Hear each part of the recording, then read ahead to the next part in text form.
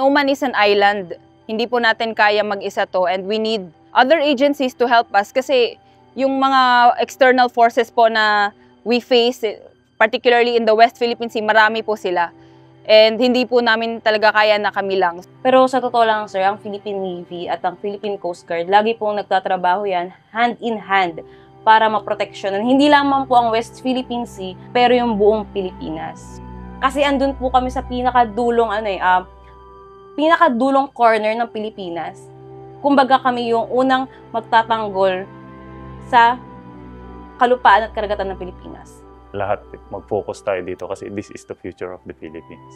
Kung mapapanalunan natin to together with all the agencies concerned, maganda talaga yung magiging result ng ating laban for West Philippine Sea. Lahat nasa atin eh. It's just for us to fight for it and relentless ba? Kumbaga, hindi natin titigilan, hindi natin tatantanan.